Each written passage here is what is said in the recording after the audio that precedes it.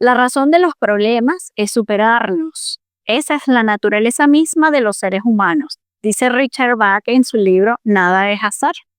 Y no podría estar más de acuerdo con él, porque básicamente para mí la vida se trata de solucionar problemas. Pero es que hay diferentes tipos de problemas. Y es un poco lo que le pasa a pacientes como la que me dijo esta frase. Sí, hay problemas que resultan agotadores, agotadores más desde lo emocional inclusive que del propio acto de resolver. Pero es que este tipo de pacientes tiene una historia muy particular para llegar a sentir estos niveles de cansancio y es como si quisieran a veces tirar la toalla y no querer saber más nada de la vida. Así que hay que tener cuidado con esta frase porque muchas veces puede llevar a una depresión sin que la gente se dé cuenta. Pero, ¿cuál es la historia de una persona que se siente cansada de solucionar problemas en la vida? Fíjate, los seres humanos cuando llegamos a este mundo somos dependientes y tenemos unas capacidades limitadas. Por eso el trabajo es de la gente adulta de cuidar a esos niños y niñas y de atender inclusive necesidades emocionales y de todo tipo. Pero las personas que se sienten así de cansadas han sido como pequeños adultos, son mini adultos viviendo en una familia donde son los niños y las niñas quienes se tienen que encargar de solucionar una gran cantidad de problemas, desde los operativos, como mantenerse vivo con la comida, acostarse a dormir solos, hasta temas inclusive de cuidar a terceras personas siendo muy pequeñas, ¿sí? Y no es la primera vez que escucho esto. Tengo varios pacientes que tienen historias de familiares enfermos, por ejemplo, una abuela, un abuelo, un padre que ha estado con una enfermedad crónica y han tenido que encargar desde muy temprano de una persona adulta con alguna discapacidad. Pero aquí tenemos que incluir también, por ejemplo, cuando se le pide a los hermanos o hermanas mayores que cuiden a los menores. Y la parte más complicada y grave de esto es cuando prácticamente se le pide o se le exige que se encarguen de un montón de tareas, de la casa sobre todo. Y además tienen que estudiar o estar pendientes de sus propias cosas de niño o niña.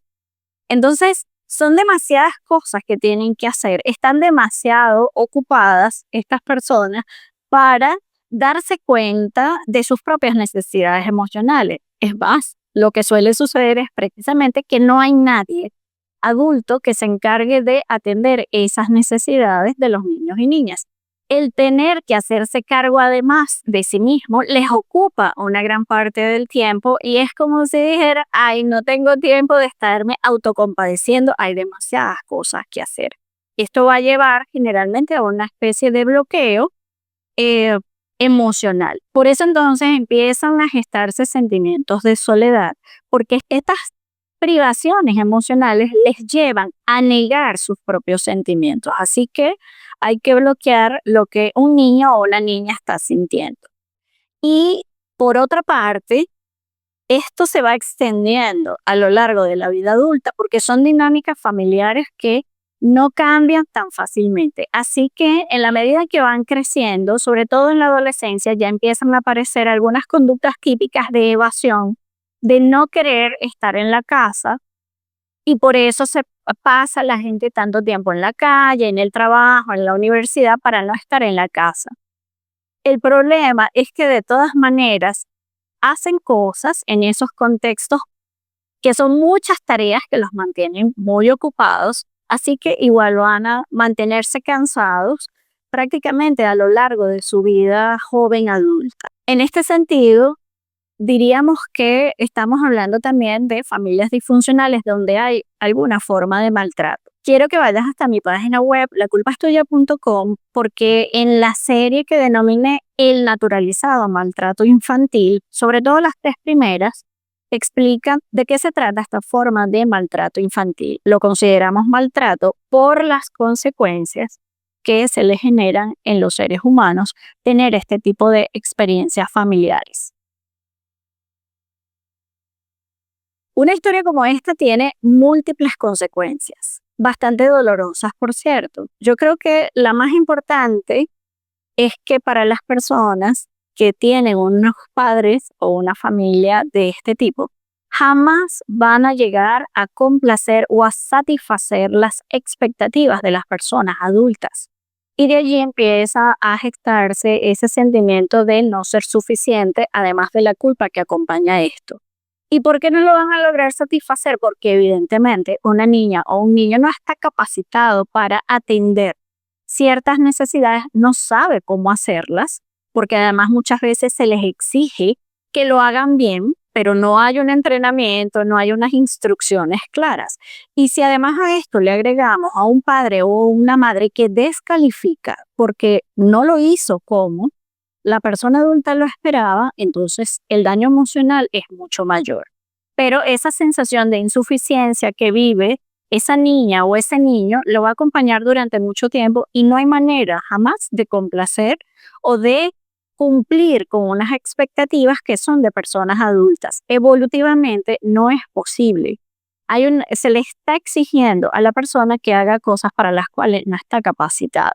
De ahí entonces ya tenemos que entender que esto es un daño para un ser humano. Además, una consecuencia que es emocionalmente característica es la tristeza y la sensación de vacío que va a acompañar a estas personas, porque el hecho de estar en un lugar que no les corresponde o que se inviertan los roles, es decir, donde los niños cuidan a los adultos y no es al contrario, evidentemente hace que la persona se sienta desatendida y estos sentimientos son esperados cuando ocurren este tipo de situaciones, cuando tienes que cuidar, por ejemplo, a una persona mayor, pero es aún más grave cuando se está cuidando al padre o a la madre. Y esto es importante porque cuando hablamos de cuidados, no estamos hablando de la niña que le cocina a todos en la familia solamente. Estamos hablando del cuidado emocional, esta necesidad de tranquilizar, de mantener contentos a los adultos, de que no hayan discusiones, de que no se estresen, de que no vayan a explotar emocionalmente.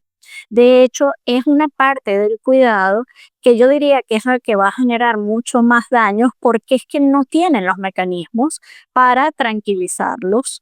Y además se da una dinámica que suele ser comúnmente que los padres le exigen a las hijas o esperan que las hijas los cuiden y las madres lo hacen con respecto a los varones. Entonces podemos escuchar frases como, bueno, ya sabes, cuida a tu mamá mientras yo estoy trabajando, ¿ok? O mira, dile a tu papá que haga tal cosa. O una acción bastante común de las personas adultas inmaduras es utilizar a los hijos e hijas como confidentes de problemas de adultos, problemas de la intimidad de la relación de pareja. Esto definitivamente descoloca a cualquier niño o niña que no tiene ni idea ni entiende de qué van las relaciones de pareja. Así que este uso de los niños y niñas como confidentes genera demasiada angustia y demasiada confusión porque además no hallan, no tienen qué hacer con esa información que es absolutamente desconocida para ellos. Entonces estamos hablando de padres que son como niños a los que entonces hay que atender necesidades materiales, pero peor aún las necesidades emocionales.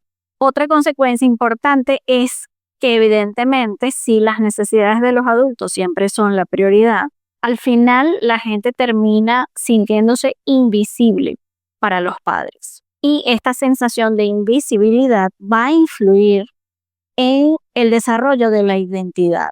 Básicamente la gente no sabe quién es, porque mucho de lo que son se refiere a las emociones de los demás, no hay ni siquiera emociones propias.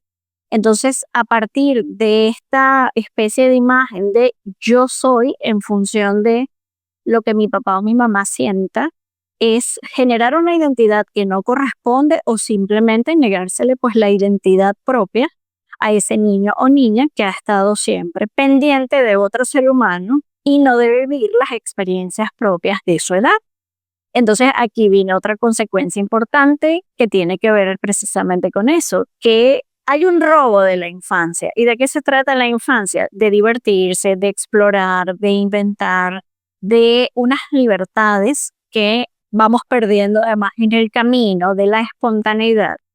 Así que las personas que han tenido una familia así, les cuesta demasiado conectarse con el placer, les cuesta divertirse, no lo conocen y entonces son como, la gente lo dice así como que, ay, ella es como una viejita, ¿eh? Chiquita, o ay, tan joven y tan aburrida, porque claro, no hubo esa conexión con el placer, porque además una familia así, evidentemente nadie está conectado con el placer por toda la cantidad de problemas y cosas que pasan en esa casa que hay que estar resolviendo permanentemente. Evidentemente también va a suceder probablemente que como no hay modelos de esa interacción de dar y recibir afecto, pues sus relaciones interpersonales pueden ser problemáticas porque va a haber mucha desconfianza de entrada, porque no saben cómo pedir cosas, porque no saben cómo recibir inclusive afecto, cariño de otras personas, porque es algo completamente desconocido. Esto se aprende en casa, el dar y el recibir. Y en la infancia nosotros tendemos más a recibir que dar. Estamos en una posición de recepción. ¿Qué puede pasar en el camino y en la vida adulta? Que hay una altísima probabilidad de que escojan parejas que también van a requerir algún tipo de cuidado o que hay que estar salvando, como por ejemplo parejas adictas o parejas maltratadoras, donde va a haber mucha violencia, parejas con enfermedades crónicas, donde, bueno, como ya se cuidaron la gente, tengo años en eso, no es anormal, no es extraño que escojan también parejas con algún tipo de discapacidad o condición que van a requerir cuidados. Pero esta al final también va a ser una relación muy disfuncional y que va a resultar aún más agotadora. ¿Ves? Porque vienes acumulando como un cansancio de la infancia y encima lo vas a seguir haciendo con otras personas. La parte más grave siempre va a ser cuando buscan personas que hay que rescatar o que tiene la creencia la persona dentro de su propia identidad es como un salvavidas, una persona rescatista. Anda buscando gente que necesite alguna clase de ayuda y se le da tan naturalmente que no están entendiendo cómo van repitiendo el patrón. Y por último, de las grandes consecuencias es que su actitud en la vida siempre va a ser de estar aceptando responsabilidades que no les corresponden. Por lo tanto, esto va a hacer que se sientan sumamente culpables de muchas cosas o de cualquier cosa, más la sensación de fracaso, más la autoexigencia de hacer las cosas bien para evitar precisamente el no sentirse suficiente o la crítica o la demanda descalificadora que probablemente vivieron a lo largo de la infancia. Pero la verdad es que se llenan como de muchas cosas y el nivel de compromiso con las tareas o con las actividades de persona adulta se les vuelven una carga tremenda y se sienten responsables de todo el mundo y creen además que tienen que estar ayudando a mucha gente. En algún momento va a aparecer esta frase, ¿verdad? De estoy cansada de lidiar con la vida, pero también la pregunta, ¿esto se acaba en algún momento? Sí, claro, todo tiene un final. Pero el final lo decides tú. Si estás viviendo o has vivido una historia como esta, el final lo pones tú. Lo que pasa es que es un gran dolor reconocer no lo que se tuvo, sino precisamente lo que no se tuvo. Esto es más difícil de identificar. Pero una vez que tú reconoces que se te obligó a crecer forzadamente y de manera muy rápida, entonces viene el siguiente paso, que es empezar a soltar. Tus problemas son tuyos, los problemas de la gente adulta y de los demás son de ellos. Por eso es que hablamos de, es que no es cualquier problema el que te agota cuando tienes que resolver problemas que no te corresponden. Pero cuando se empieza a hacer esta diferenciación, pues entonces es mucho más sencillo y esta es la tarea precisamente que hay que hacer en terapia, es poder independizarte. Independizarte emocionalmente significa que ahora solamente como adulta vas a resolver tus problemas y tienes que aprender a dejar que los demás también resuelvan sus problemas.